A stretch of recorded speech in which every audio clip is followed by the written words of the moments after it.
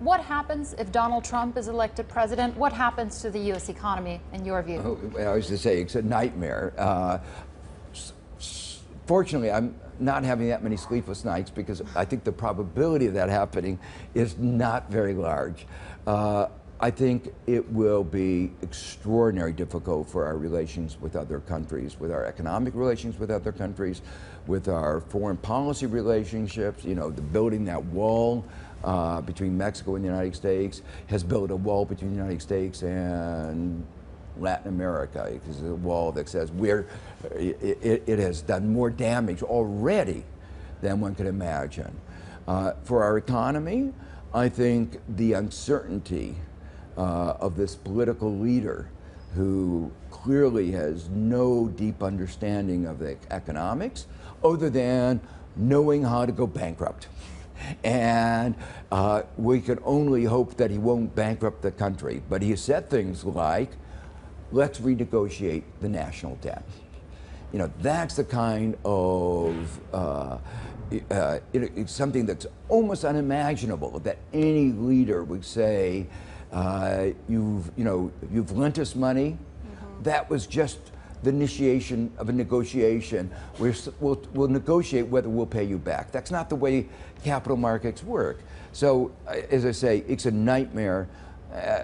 Fortunately, the probability of that nightmare coming through is small, and I hope it's getting smaller by the day. But in part, the reason why he's been getting so much support in the polls right now is the fact that the middle class in America feels squeezed. What would Hillary Clinton do to support these people? You're absolutely right that the part of the support of Trump comes because we've left large fractions of the population behind. In fact, if you look at the numbers, roughly the bottom 90% have a stagnant income over the last quarter century. And we've been trying to understand why has that been. And it's, I think, partly because we haven't paid attention to the issue. There was this idea that began around 1980 that if you deregulated the economy, globalized the economy, lowered tax rates, you incentivized, you freed up the economy. Of course, the people at the top would do better, but the size of the pie would get so much bigger that everybody would be better off. We now know that that theory was totally wrong. And so now what we have to do is rewrite the rules of the market economy.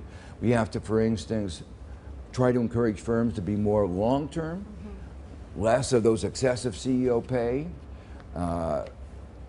paying more attention to strengthening workers' bargaining rights, paying more attention. Yes, if globalization increases the size of the pie, let's make sure everybody gets a little bit of piece of that increase to the size of the pie.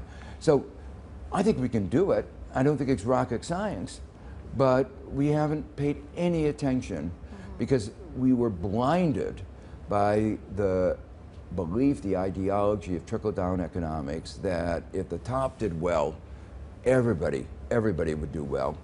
And that's been proven wrong. Hey CNBC fans, thanks for checking out our YouTube channel. Here you're going to find videos packed with all of the information that you need to be smarter about your finances. You can subscribe by clicking right here and click on all the videos around me or the eye right here to watch the latest from CNBC. Thanks for watching.